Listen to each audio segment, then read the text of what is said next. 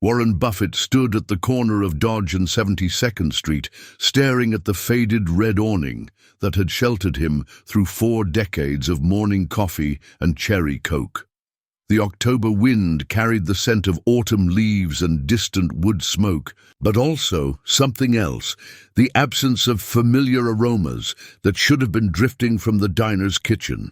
No bacon sizzling on the griddle, no coffee brewing strong enough to wake the neighborhood, no warm bread emerging from Helen's ancient toaster that she'd refused to replace for 30 years. The diner looked smaller than he remembered.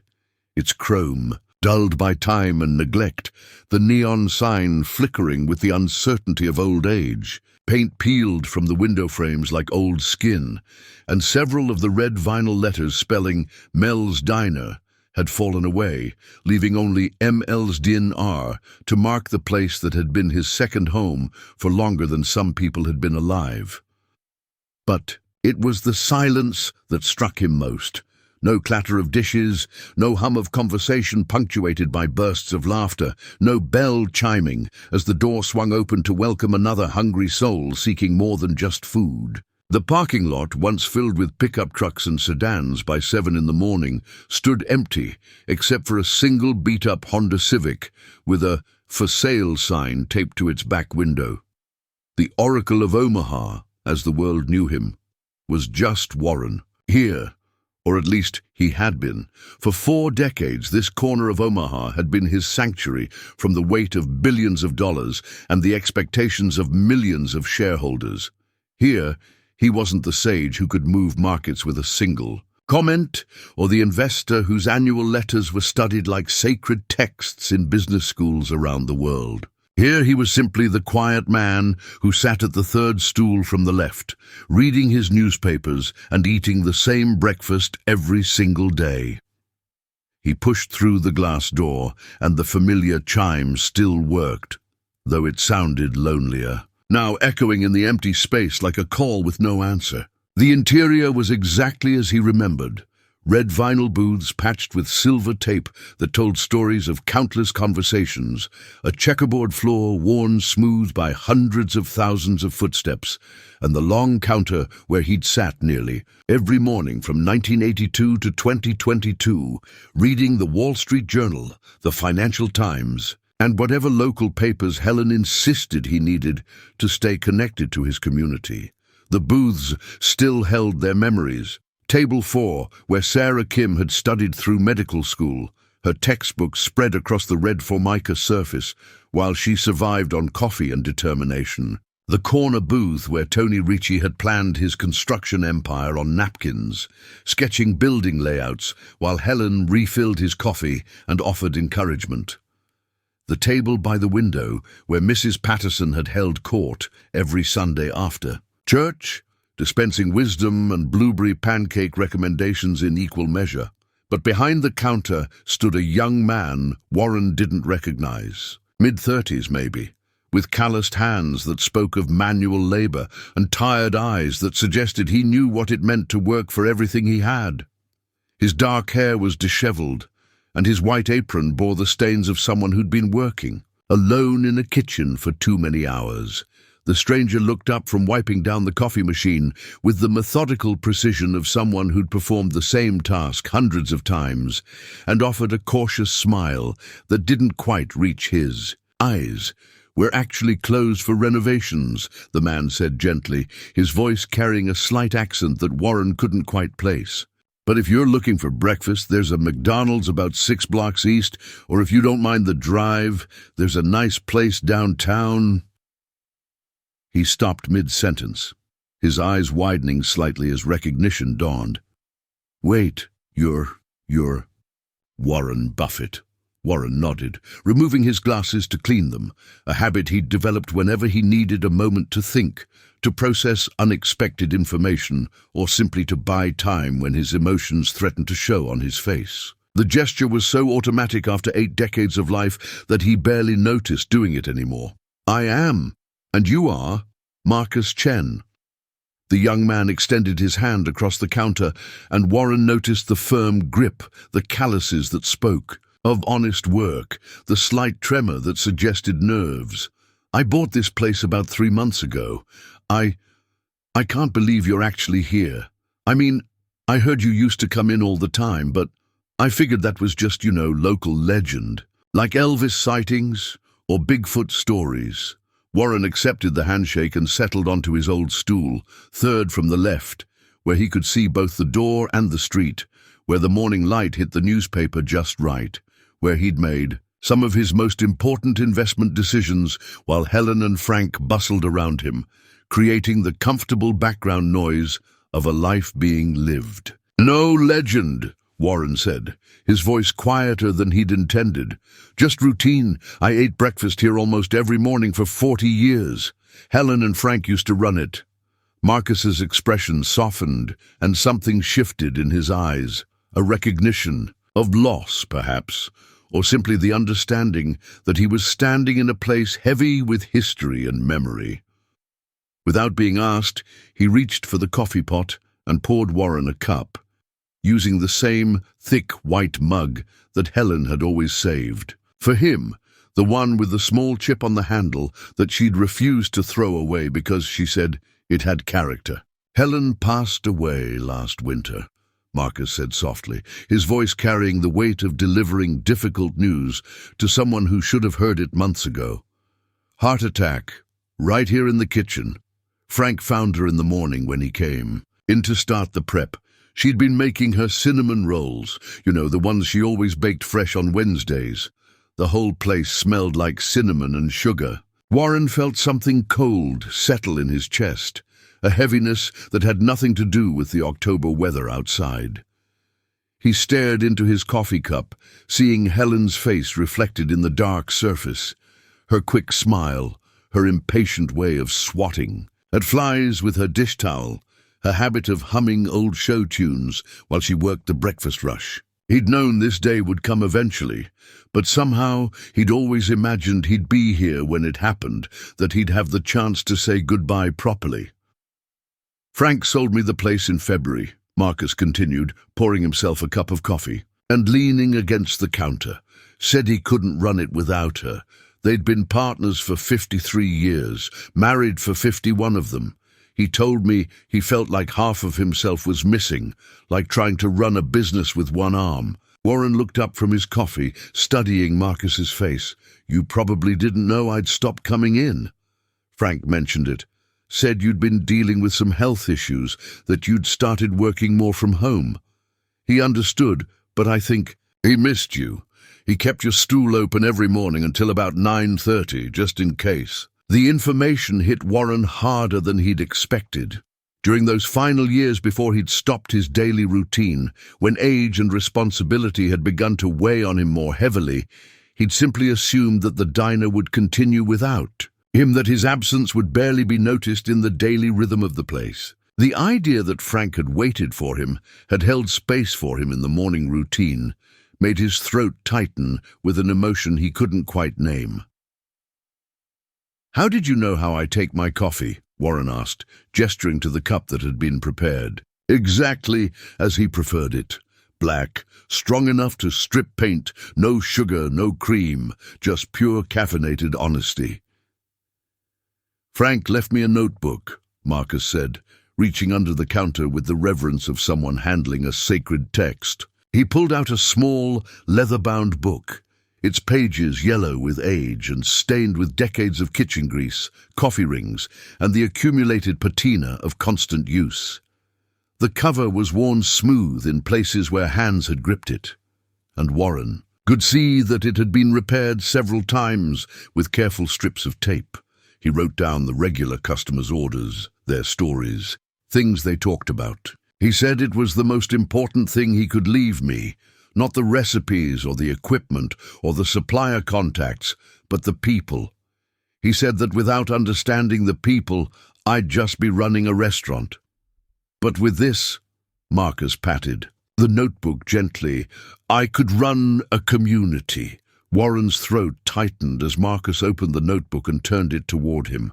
There, in Frank's careful handwriting, the same precise script Warren remembered from the handwritten receipts Frank had occasionally given him when the register was broken was Warren's entire entry, written with the attention to detail of someone who genuinely cared about getting things right. Warren Buffett, coffee black, hot as hell, 2 eggs over easy but not runny, wheat toast barely toasted, hash browns crispy, no salt. Sits third stool from left every morning, 7:15 a.m. sharp, except Sundays. Always reads WSJ first, then Financial Times, then local paper. Never wants to be bothered before 8 a.m. or after first cup of coffee. Lost his father young, carries that quiet. Talks about compound interest like other people talk about the weather. Tips 40%, but never makes a show of it. Good man. Treats the busboy the same as he treats the mayor. Laughs at Helen's jokes even when they're not funny. Worries about everyone but himself. Warren had to stop reading for a moment, overwhelmed by seeing himself reflected through Frank's eyes. It was like looking in a mirror that showed not just what you looked like, but who you were underneath all the public recognition and professional accomplishments. Frank wrote about all of us. Every regular customer for the past 50 years, Marcus said, his voice filled with something approaching awe. There are over 300 entries in here. Stories about first dates and job interviews and family problems and celebrations, divorces and graduations and deaths and births. Frank remembered everything, not just what people ordered, but what they worried about, what made them happy, what they were working toward. Warren turned the pages slowly, his fingers tracing entries that brought back floods of memories. There was Mrs. Patterson. Blueberry pancakes, extra syrup, coffee with 2 sugars. Lost her husband in Vietnam, raised 4 kids alone. Comes every Sunday after church, sits by window. Knows everyone's business but never gossips mean. Heart bigger than Texas. Tony Ricci. Coffee black, 2 scrambled, bacon crispy, English muffin. Started as laborer, saved every penny. Uses table 4 as office, draws building plans on napkins. Dreams big, but works bigger. Will own half this city someday. Sarah Kim. Whatever's cheapest, usually just coffee and toast. Medical student, studies here because apartment too noisy. Works 3 jobs, sleeps 4 hours a night. Smartest person I ever met, will save more lives than I can count. Each entry was a small biography, a life captured in a few sentences, but with enough detail to show that Frank had truly seen these people, had cared enough to remember not just their orders, but their dreams and struggles and hopes. Frank called it his investment book, Marcus continued, watching Warren read through the entries with growing amazement. Said every person who walked through that door was an investment in the community, and his job was to help them grow. He kept track of how people were doing, celebrated their successes, worried about their problems. When Tony got his first big construction contract, Frank threw a party right here in the diner. When Sarah graduated medical school, Helen baked her a cake shaped like a stethoscope. Warren looked up from the notebook, seeing Frank's philosophy, reflected in his own investment principles. He'd spent his career studying companies, learning everything he could about their management, their culture, their potential for growth. But Frank had been doing the same thing with people, investing emotional capital in the lives that intersected at his lunch counter, nurturing human potential with the same care Warren applied to stock analysis. "Smart man," Warren said finally. "But why are you showing me this?" Marcus leaned against the counter, his hands gripping the edge tightly enough that his knuckles showed white. The gesture reminded Warren of his own nervous habits during high-stakes negotiations, the way physical tension betrayed emotional stakes that couldn't be quantified on a balance sheet. "Because I need your help, Mr. Buffett, and I think maybe you need mine too." The admission hung in the air between them, like steam from a hot cup of coffee, visible for a moment before dissolving into something less tangible, but no less real. Warren had grown used to people wanting something from him. Advice, money, endorsements, photos, the validation that came from association with success. But there was something different about Marcus, something that reminded him of his younger self, determined but humble, ambitious but not greedy, willing to work harder than anyone else, but smart enough to know when he needed help. "Tell me," Warren said simply, setting down his coffee cup and giving Marcus the same focused attention he'd once given to annual reports and balance sheets. Marcus took a deep breath, and Warren could see him gathering his thoughts, organizing his pitch the way any good businessman would when facing the most important meeting of his life. "I bought this place because my grandfather used to work in a diner, just like it back in Taiwan. He came to America with nothing but a suitcase and a dream, worked 16-hour days, washing dishes and bussing tables until he could afford to bring my grandmother over. He always said the best businesses weren't the ones that made the most money, but the ones that made the most difference in people's lives."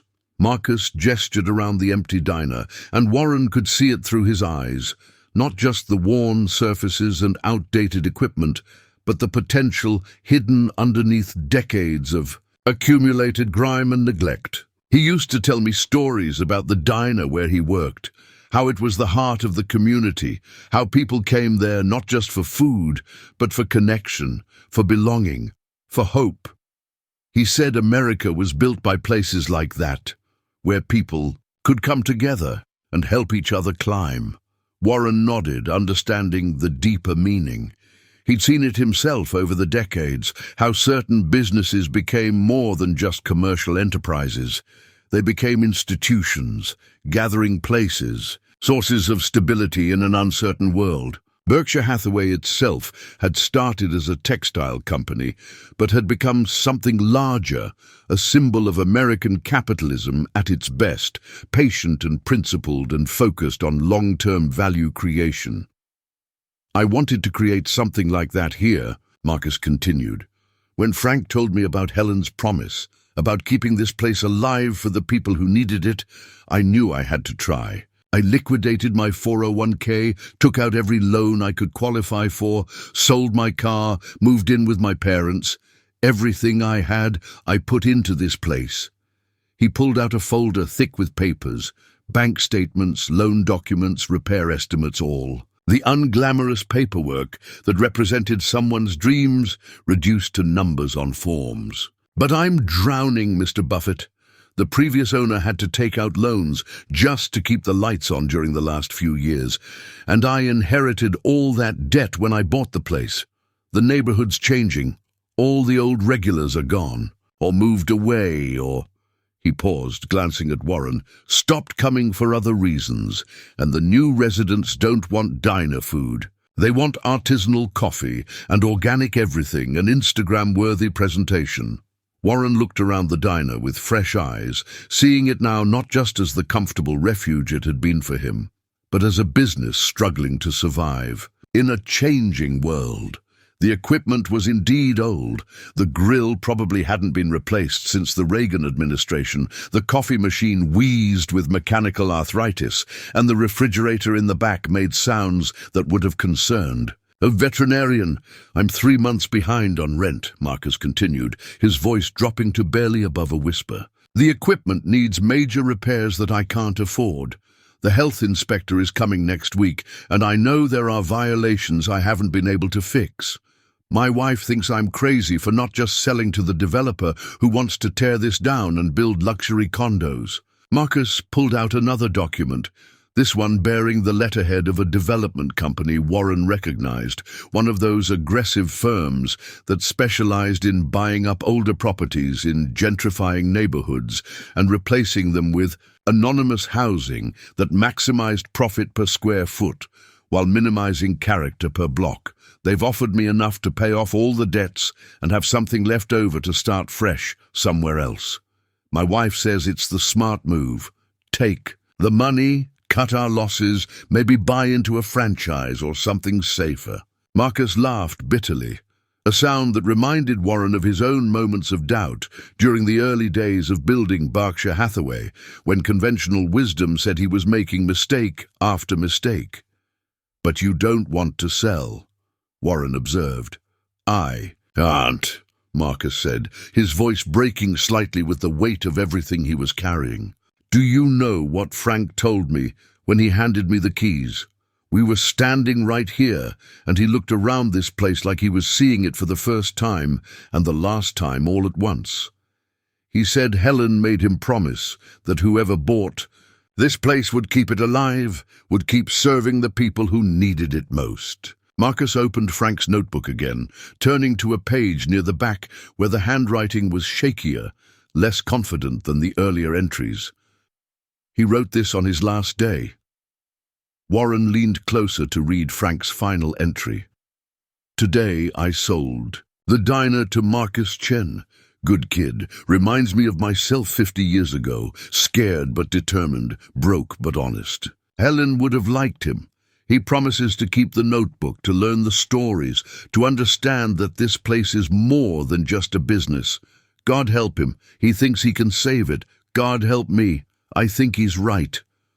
Warren felt something shift in his chest as he read those words, recognizing in them the same mixture of hope and fear that had driven his own biggest decisions. Every major investment he'd ever made had required that same leap of faith, that willingness to bet on potential rather than just proven performance. Frank said there were folks in this neighborhood who'd been coming here for 30, 40 years, and this place was more than just a restaurant to them. It was home, Marcus continued. He showed me pictures from the walls, told me stories about celebrations and wakes and first dates and business deals.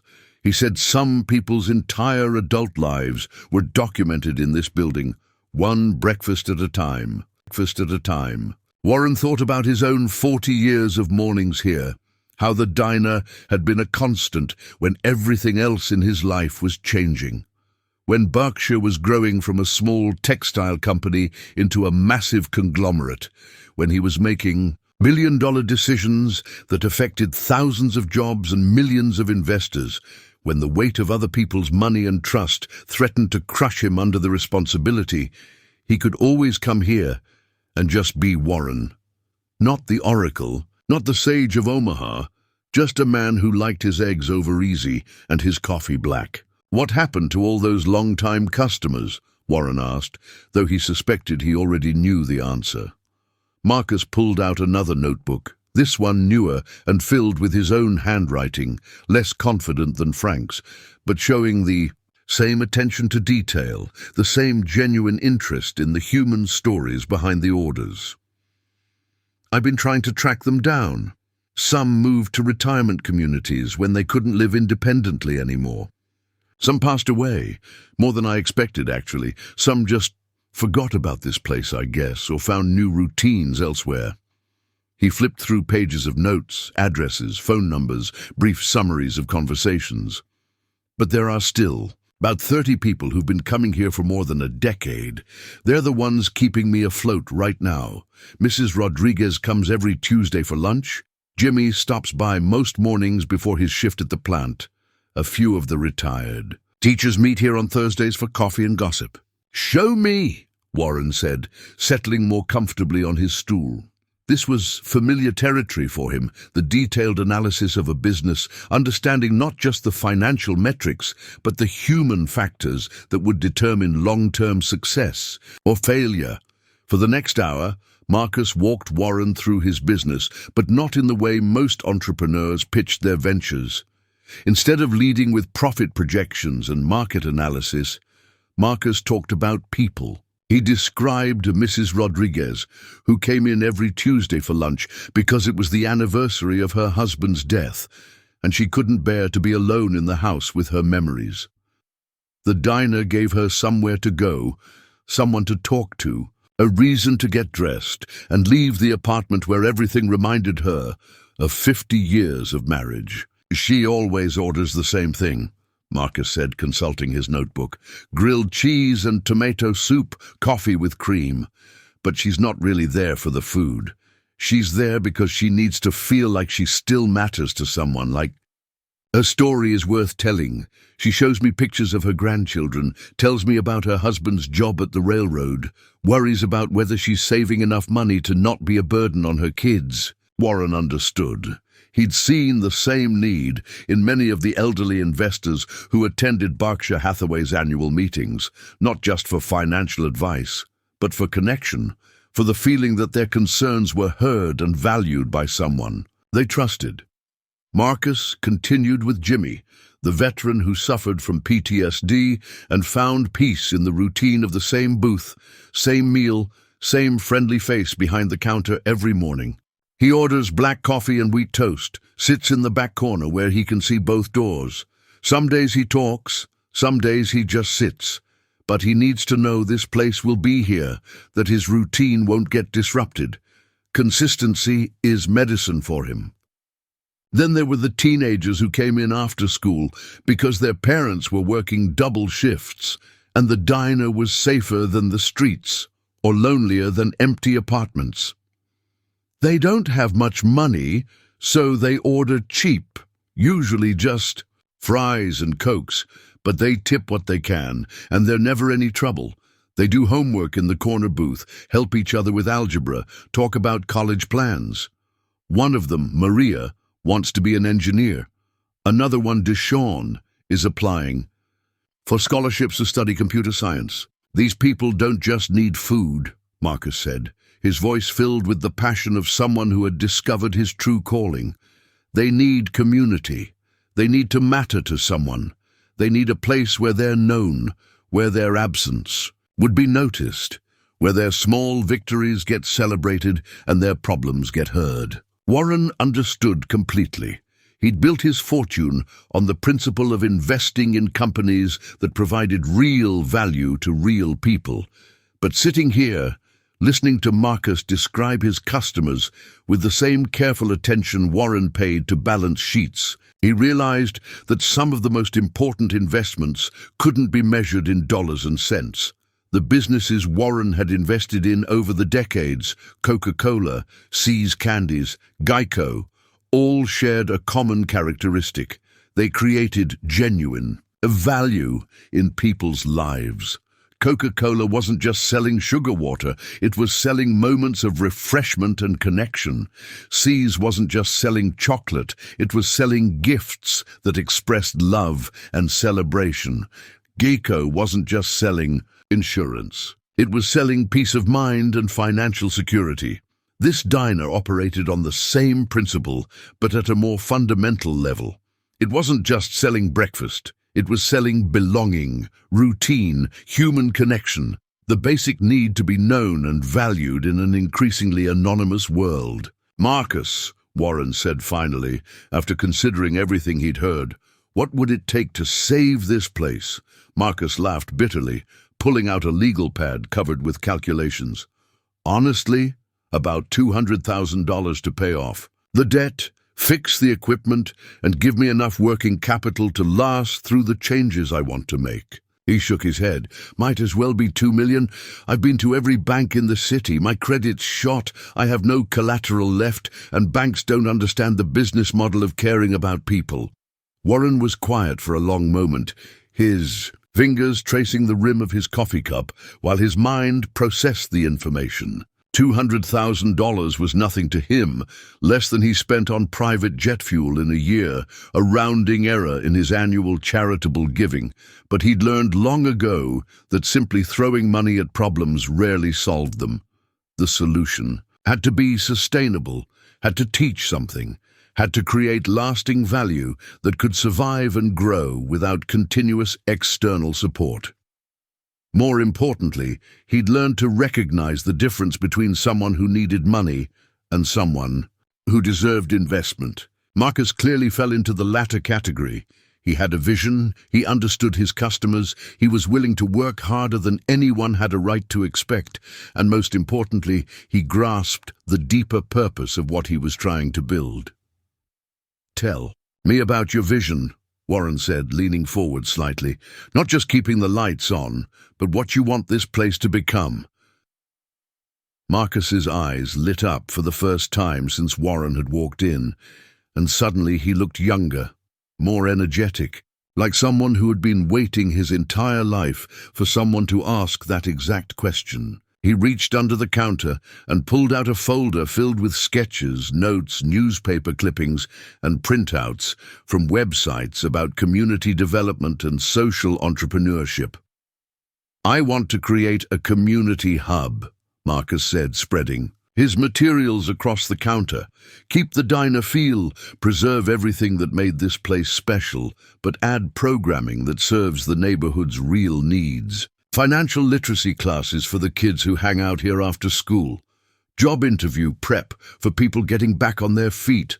A place where local entrepreneurs can pitch their ideas and maybe find mentors or investors." He pulled out a sketch that showed the diner's layout with some modifications. The same basic structure, but with a small meeting area in the back, bulletin boards for community announcements, and what looked like a library corner with financial planning books and career guides. "See, I used to work in social services before I bought this place," Marcus explained. "I spent 5 years helping people navigate the system, finding jobs, getting benefits, accessing education programs, dealing with landlords and creditors and bureaucrats. I saw how many people needed help, but didn't know where to find it, or were intimidated by big institutions, or couldn't take time off work to visit offices that were only open during business hours." Warren nodded, recognizing the problem. During his decades of running Berkshire Hathaway, he'd seen how difficult it could be for ordinary people to access the financial tools and knowledge they needed to build wealth and security. The gap between what people needed to know and what institutions were willing or able to teach them was enormous. "What if we could bring those resources here?" Marcus continued, his excitement building as he described his vision. "What if Sunday breakfast came, with a free workshop on budgeting and saving? What if we had a bulletin board where people could offer services, find jobs, advertise small businesses, help each other out?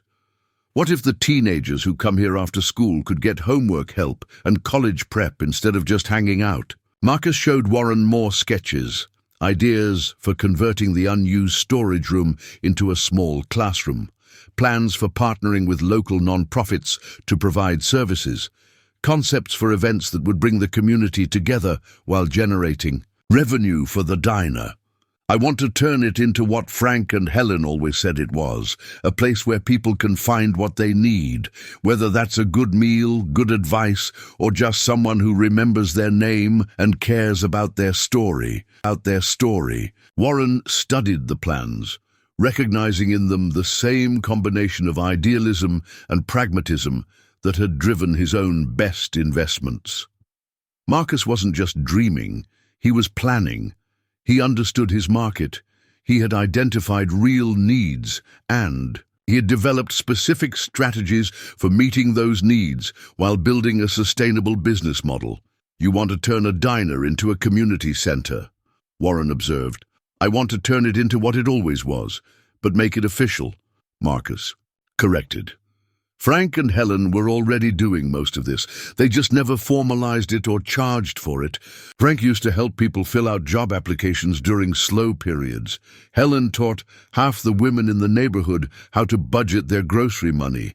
They let people use the phone for important calls, held mail for folks who didn't have stable addresses, mediated disputes between neighbors, celebrated everyone's good news, and mourned everyone's losses. Marcus opened Frank's notebook to a section Warren hadn't seen before, pages of notes about customers' needs and problems, informal advice given, small favors performed, connections made between people who could help each other. "Look at this," Marcus said, pointing to an entry about Tony Ricci. Frank introduced him to Mrs. Patterson's son, who needed construction work done on his house. That led to Tony getting 3 more jobs in the neighborhood, which gave him the capital to bid on his first commercial project. Frank never took credit or asked for a fee. He just saw 2 people who could help each other and made the introduction. Warren was impressed by the documentation, but even more impressed by the thinking behind it. Marcus understood that the diner's real value wasn't in the food service business. It was in the network effects, the community connections, the social capital that had been built up over decades of patient relationship building. The challenge, Marcus continued, is that Frank and Helen could afford to provide all those services for free because they owned the building and had no debt. I'm starting from a much more precarious position. I need to find ways to generate revenue from the community services while keeping them accessible to people who can't afford to pay much. Warren stood up and walked to the window, looking out at the street where he'd parked his aging Lincoln Continental, the same car he'd been driving for 15 years, despite having enough money to buy a fleet of luxury vehicles. Across the street, he could see the signs of a neighborhood in transition, a boutique yoga studio next to a payday loan shop, a craft beer bar beside a laundromat where 3 generations of families had washed their clothes, a coffee shop that charged $5 for drinks that used to cost 50 cents.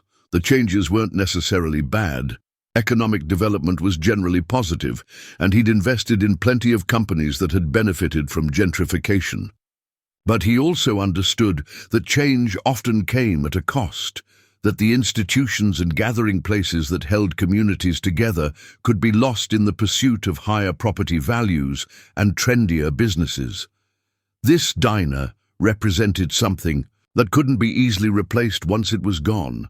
Not just the physical space, but the relationships, the trust, the accumulated social capital that had been built up over 5 decades of consistent service to the community. It was like a stock that had been paying dividends for 50 years. You didn't sell it lightly, even when newer, flashier investments beckoned.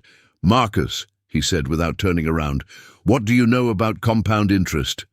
"Enough to know. I should have started saving earlier," Marcus replied with a nervous laugh that didn't quite hide his confusion about where this conversation was heading. Warren smiled, still looking out the window at the neighborhood that had been part of his daily routine for so long. Compound interest isn't just about money. It's about relationships, habits, trust, knowledge, all the things that grow over time when you invest in them consistently and let the returns reinvest themselves into even greater returns. He turned back to face Marcus, who was listening with the intense concentration of someone who sensed that something important was being explained to him. "This diner has been compounding for 50 years, Warren continued. Every regular customer, every conversation, every act of kindness, every problem solved, every connection made. It's all been building interest. Frank and Helen weren't just running a restaurant. They were managing a portfolio of human relationships that got more valuable every year." Marcus looked around the diner with new eyes, beginning to understand the analogy. "You're saying the relationships are the real assets?" "Exactly. And like any valuable asset, they require ongoing investment to maintain their value. But they also generate returns. Not just financial returns, but social returns, community returns, the kind of returns that make a neighborhood worth living in." Warren sat back down, pulling out his phone, not to check messages or market prices, but to open the calculator app. "The question is, what are you going to do with that accumulated wealth? How are you going to manage and grow the portfolio that Frank and Helen left you?" Marcus looked at the notebook, then at Warren, beginning to see the connection between investment principles and community building. "I need to invest in the relationships, maintain the existing ones, cultivate new ones, find ways to help them, generate value for each other." "Now you're thinking like an investor," Warren said approvingly. "But Marcus, I need you to understand something before we go any further. I don't give handouts. I make investments. And I only invest in people I believe will generate returns. Not just financial returns, but returns that make the world a little bit better." Marcus nodded, his hands gripping the counter edge as he realized that this conversation had shifted into something much more significant than he'd anticipated. "I'll provide the $200,000 you need," Warren said, his voice calm and matter-of-fact, as if he were discussing the weather rather than changing someone's life. But not as a loan, and not as charity, as an investment in a social enterprise. You'll own 90% of the business, I'll own 10%. My returns won't come in cash. They'll come in the form of quarterly reports showing me how many people you've helped, how many problems you've solved, how much stronger this community has become. Marcus stared at him in disbelief, his mouth opening and closing without sound, as his brain struggled to process what he'd just heard. You're serious. Dead serious. But there are conditions, and they're non-negotiable. Warren's voice carried the authority of someone who had negotiated hundreds of deals worth billions of dollars, but also the warmth of someone who genuinely wanted to see this venture succeed. First, you keep Frank's notebook and add to it. Every customer, every story, every connection, you document it all. That notebook is your database, your customer relationship management system, your guide to understanding what this community needs and how you can provide it. Marcus nodded eagerly, clutching the notebook like a life preserver. Second, you implement your community programming, but you do it gradually and measure everything. I want to see data on attendance, outcomes, feedback from participants. You're going to prove that this model works, not just hope that it does. Third, you agree to teach one financial literacy class per month, and I'll provide the curriculum. I've spent 70 years learning about money and investing, and I've seen too many good people make bad decisions because nobody ever taught them the basics.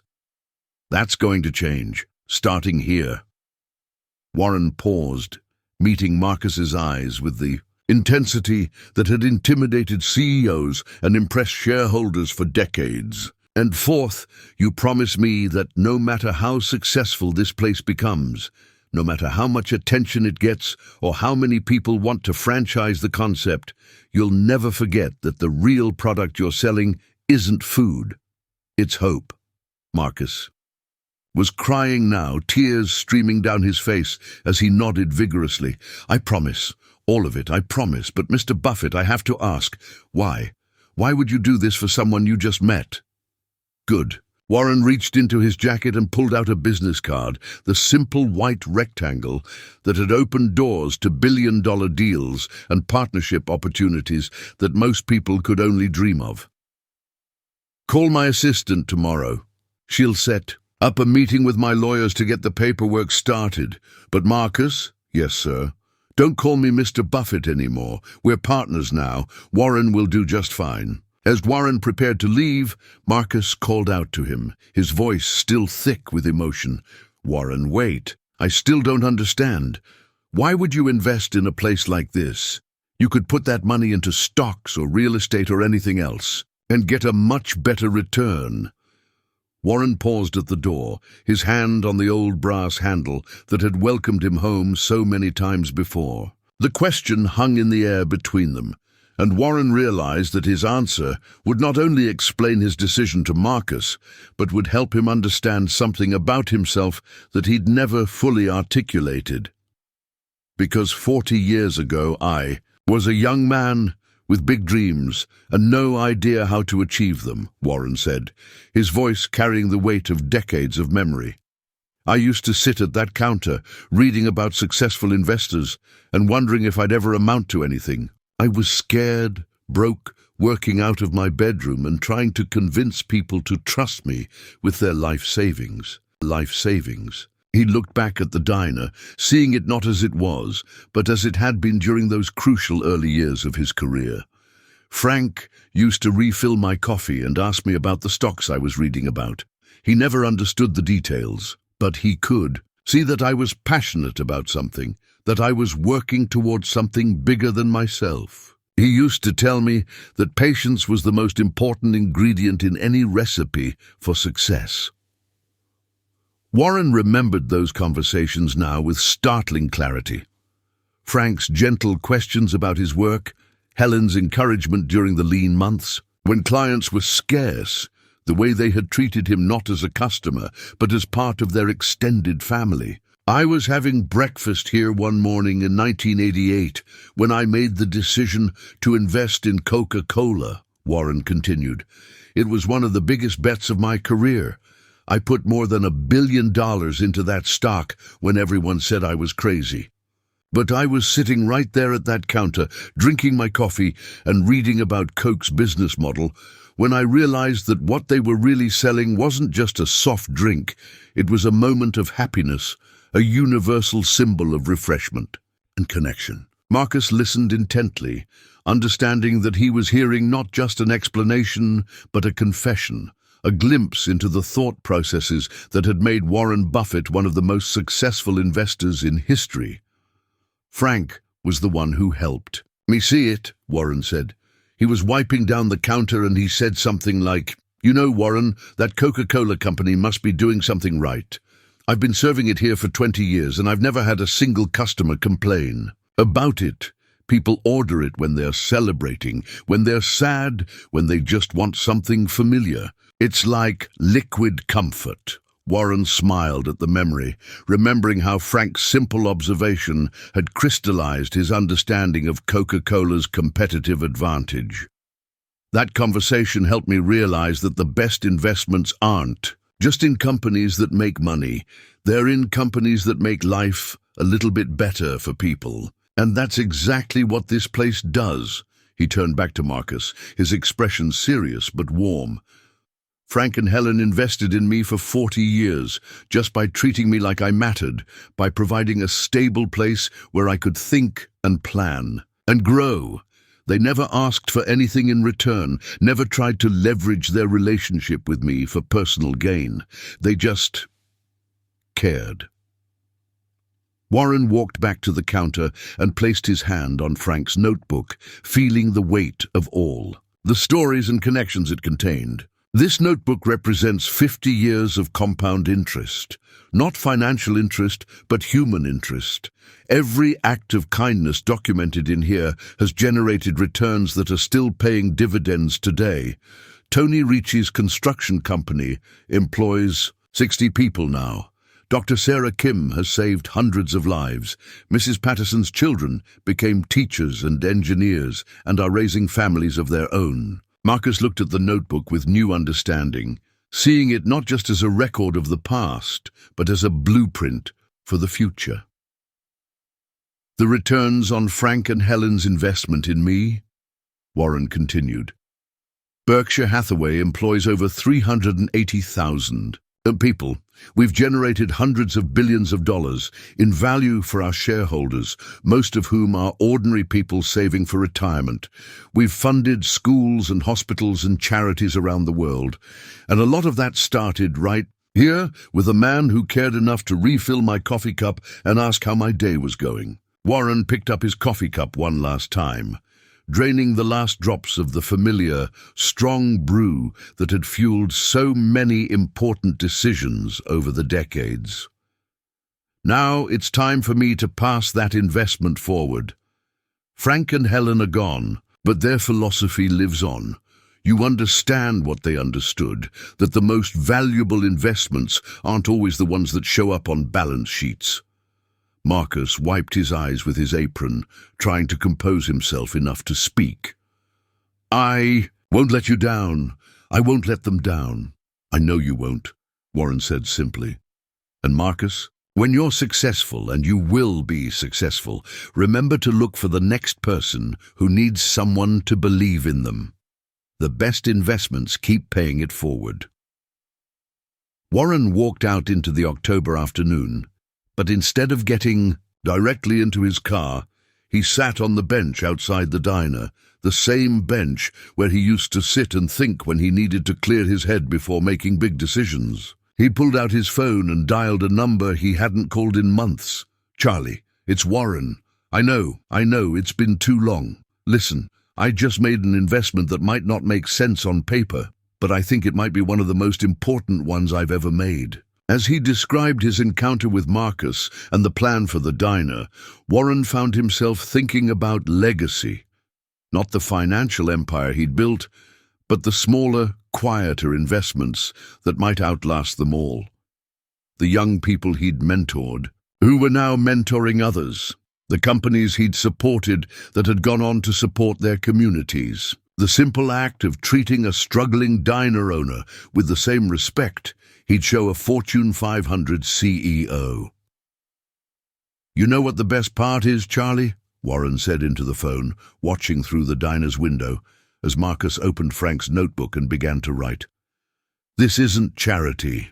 This is going to generate real returns, maybe not the kind we can measure in our portfolio, but the kind that actually matter." 6 months later, Warren returned to the diner for the grand reopening.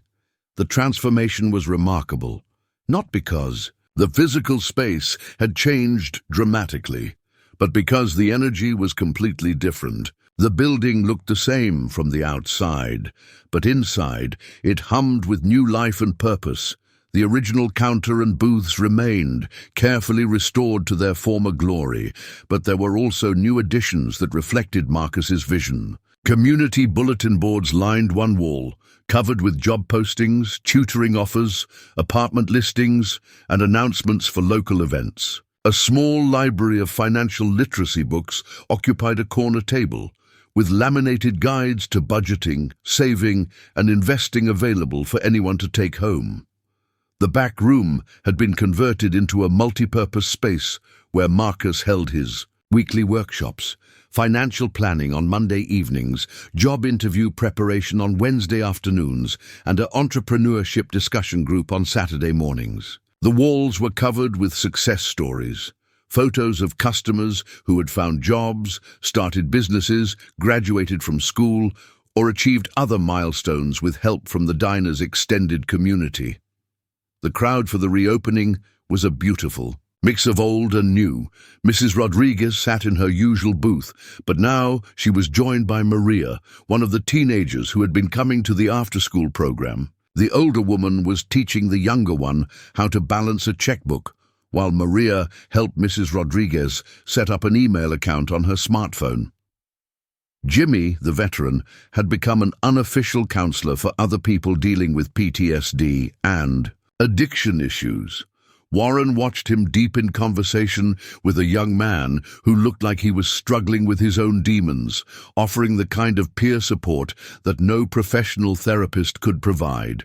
The teenagers still came after school, but now their corner booth was equipped with a laptop and printer that Marcus had bought with part of Warren's investment. They were working on college applications and scholarship essays, helping each other navigate the complex process of applying for financial aid.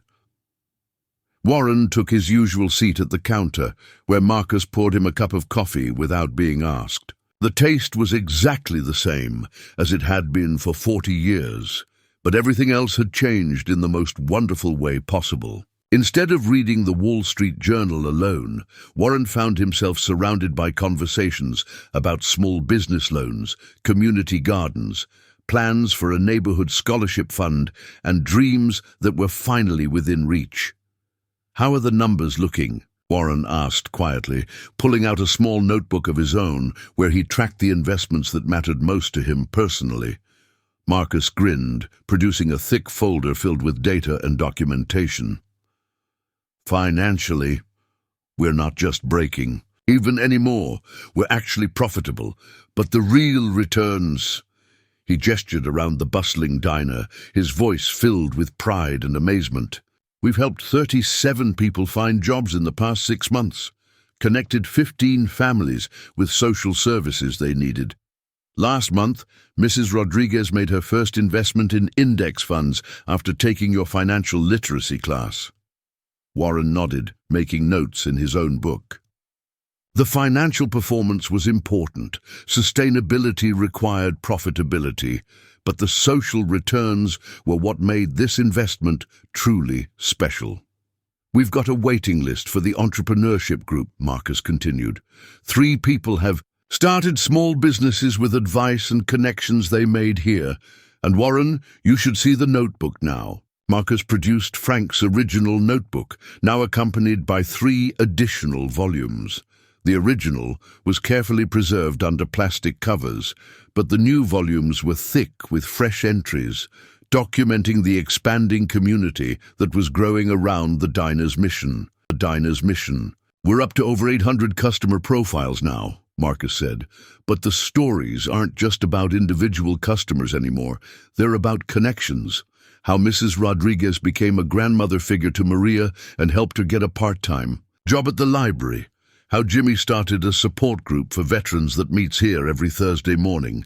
How the teenagers are now tutoring younger kids in math and helping them with their homework." Warren flipped through the pages, reading story after story of lives intersecting, problems being solved, dreams being nurtured. It was better than any annual report he'd ever read, more satisfying than any quarterly earnings statement. "You know what Frank would say if he could see this place now?" Marcus asked, refilling Warren's coffee cup. "What's that?" "That we're finally paying proper dividends on all those years of investment." Warren laughed, a deep, genuine sound that filled the diner and seemed to echo off the walls. Around them, the conversations continued. Mrs. Rodriguez was now showing Maria photos of her late husband, while Jimmy was explaining job interview techniques to two younger veterans, and the teenagers were debating the merits of different college majors. "Frank always was smarter than he let on," Warren said, closing the notebook and looking around at the thriving community that had grown from the seeds of one man's simple philosophy. "Treat people well, remember their stories, and help them find what they need." As the afternoon wore on, Warren found himself in conversations with customers he'd never met, but who seemed to know all about him, not as the famous investor, but as Marcus's partner, the man who'd believed in their neighborhood diner when nobody else would. A college student asked his advice about choosing between a stable job and starting her own business. A retired teacher wanted to know how to make her pension last through an uncertain economy. A young father worried about saving for his daughter's education while paying down his own student loans.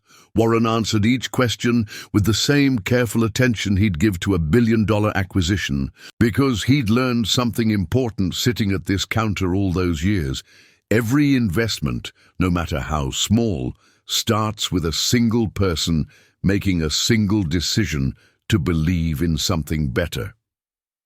The conversations reminded him of why he'd fallen in love with investing in the first place.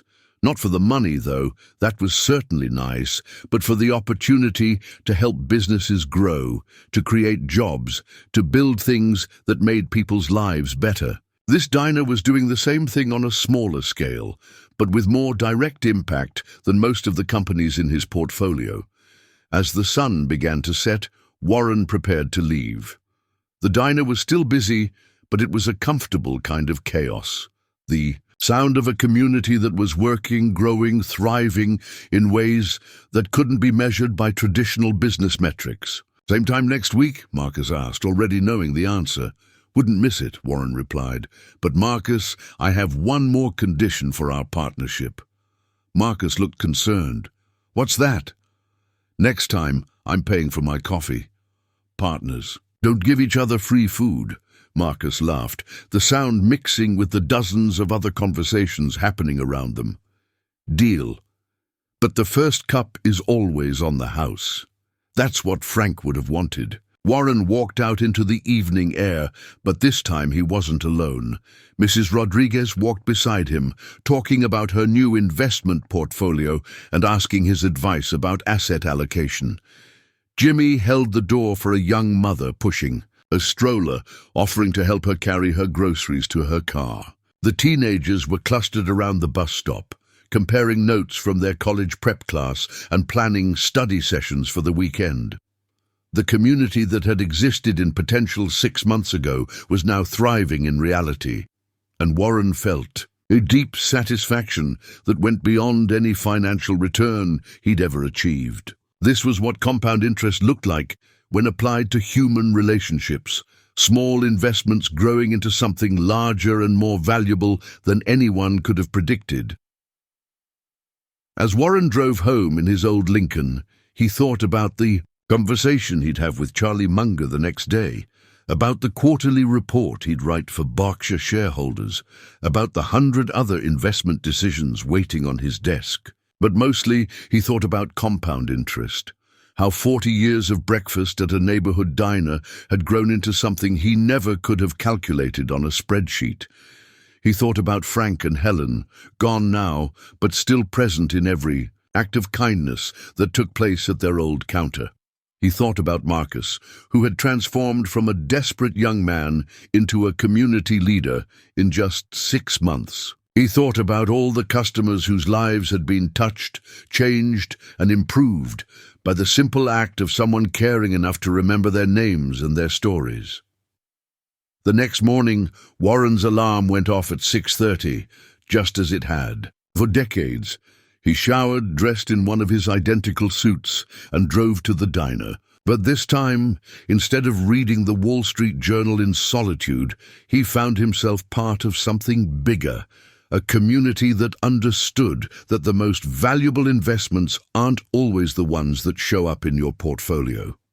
Marcus poured his coffee without being asked, and Warren opened his newspaper. But every few minutes, he'd look up to see Mrs. Rodriguez helping a new customer practice her English conversation skills, or Jimmy explaining job interview techniques to a teenager who was applying for his first part-time job, or Marcus carefully writing in the notebook that had become a chronicle of human connection and community growth. The morning rush was different now, not just people grabbing breakfast on their way to work, but people taking time to connect, to help each other, to be part of something larger than themselves. Warren watched a businessman in an expensive suit patiently explaining tax deductions to an elderly man who was struggling with his paperwork. He saw a nurse just getting off her night shift, helping a young mother understand her baby's immunization schedule. He observed 2 teenagers teaching basic computer skills to Mrs. Rodriguez while she taught them how to make her famous flan recipe. "You know," Warren said to Marcus during a brief lull in the morning rush, "I've made a lot of investments in my lifetime. Some have generated spectacular returns, some have been modest successes, and a few have been complete failures. But I think this might be the one I'm most proud of." Marcus smiled, refilling Warren's cup with the same attention to detail that Frank had shown for 5 decades. Frank always said the best investments are the ones that pay dividends long after you're gone. Warren nodded, thinking about the legacy he wanted to leave, not just the wealth he'd accumulated, but the wealth he'd helped others accumulate, not just in money, but in community, in hope, in the simple knowledge that they mattered to someone. He thought about the ripple effects that would spread outward from this small diner, the teenagers who would go to college and become teachers and doctors and engineers, the veterans who would find healing and purpose, the families who would achieve financial stability, the entrepreneurs who would start businesses that created jobs for others. The morning sun streamed through the diner's windows, illuminating the faces of people who had found what they were looking for. Sometimes breakfast, sometimes advice, sometimes just a place where they belonged. And Warren Buffett, the Oracle of Omaha, sat at his usual stool and realized that some of life's most important lessons couldn't be found in annual reports or market analyses, but in the daily practice of treating every person like a worthwhile investment. Years from now, when business students study Warren Buffett's investment philosophy, they'll focus on his stock picks, his acquisition strategies, his billion-dollar deals. But perhaps his greatest investment was the one that never made headlines, a $200,000 bet on a young man's dream to turn a failing diner into a thriving community center.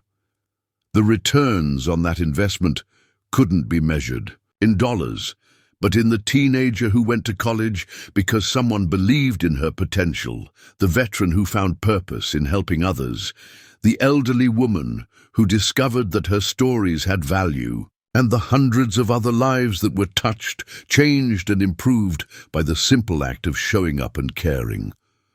As Warren sat in the morning light, surrounded by the gentle hum of community and the comfort of familiar routines, he understood that this was what true wealth looked like. Not the numbers in his bank account, but the connections between people, the strength of community bonds, the knowledge that his life had made a difference in ways that would continue long after he was gone.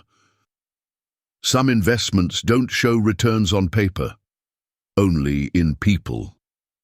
And as the diner's bell chimed with the arrival of another customer, as Marcus looked up with a smile, ready to take another order and make another connection, as Mrs. Rodriguez waved from her booth where she was teaching Maria how to read a financial statement. Warren Buffett knew that this investment would continue paying dividends long after the last stock certificate had yellowed and crumbled to dust. Because the best investments aren't the ones that make you rich, they're the ones that make the world a little bit richer for everyone. If this story stirred something quiet inside you, like this video and subscribe to Panorama Legacy, where every story is a whisper of meaning in a world that often shouts. Leave a comment telling us where you're watching from and what moment in this story touched you most. And when you're ready to walk through another memory, another chance encounter, another silent act that speaks louder than words, click on the next story, because sometimes legacy isn't found in balance sheets or headlines, but in the places we return to and the people who remember us when we do.